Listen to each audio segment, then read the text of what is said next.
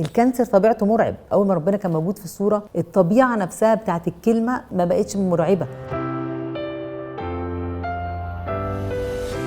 احنا خارجين عادي وراجعين بالليل هشيك، فوجئت بحاجه فعلا في صدري صغير جدا، ممكن تقولي ان هي حبايه، يعني مش حاجه تقلق يعني. فعلا تاني يوم على طول رحت للدكتور، والدكتور اتخض، قال لي انت ازاي شفتيها؟ دي ما تتشافش، وانت كنت هتكتشفيها بعد فتره وكان هيبقى الموضوع توليت.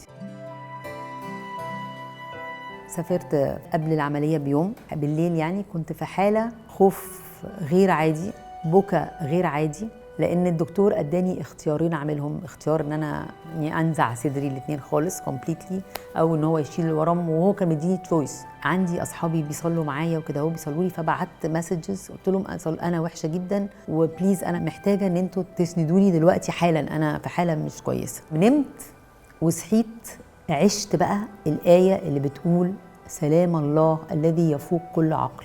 انا عقلي ما كانش مستوعب انا صاحيه ازاي كده، سلام غير عادي. دخلت اوضه العمليات وسمعت صوت جوه وداني، صوت واضح جدا. الصوت بيقول لي يا شيري انا معاكي زي الفتيه الثلاثه في اتون النار.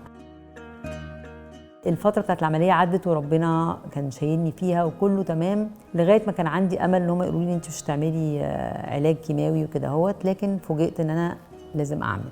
طبعا زي اي بنت اول حاجه جت في بالي ازاي هبقى قرعه، ازاي هبقى ما عنديش شعر. طب ماشي انا قابله، بس انا مش عايزه اخاف من شكلي، انا كنت خايفه ان انا يجيلي نوع خوف من شكلي وانا ببص في المرايه. دخلت نمت وصحيت برضو صوت جوايا بيقول لي افتحي متى 10:30-31. فتحت لقيت الآية بتقول شعور رؤوسكم جميعها محصاة، انتوا أفضل من عصافير كثيرة. سلام غير عادي. قبلت لدرجة ان انا ابص في المرايه انا مش متضايقه من شكلي خالص، العكس ده انا مبسوطه من شكلي، انا مش متضايقه ان انا من غير شعر. كنت جايبه بقى باروكه ومظبطه نفسي واشاربات ومش عارفه ايه، قررت ان انا مش هلبسه.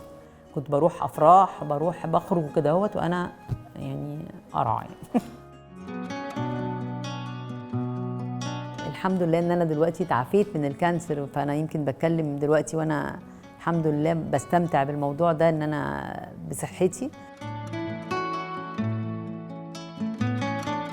اول حاجه لما عرفت عن الموضوع ده قلت له يا رب انا هزعل لو عدى الموضوع ده زي ما انا ابتديته، بنفس الشخصيه ونفس الحاجه، يعني انا عايزاك تفرمني وابقى احلى واحسن. بقدر كل يوم، زمان كنت بالنسبه لي السنه الجايه دي يعني السنه الجايه، لا انا دلوقتي كل يوم الصبح بقدر اليوم نفسه بقى ليه قيمه اكتر بكتير من الاول.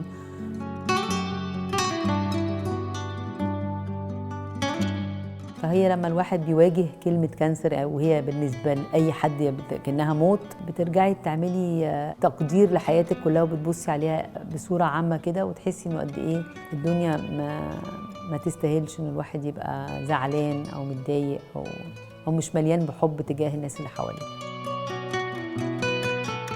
إزاي العلاقات والعيلة والأصحاب إزاي هما مهمين، يعني لما يقولك على الحلوة والمرة هي فعلا مش هقول أهم في المرة، بس يعني هما الاتنين نفس الأهمية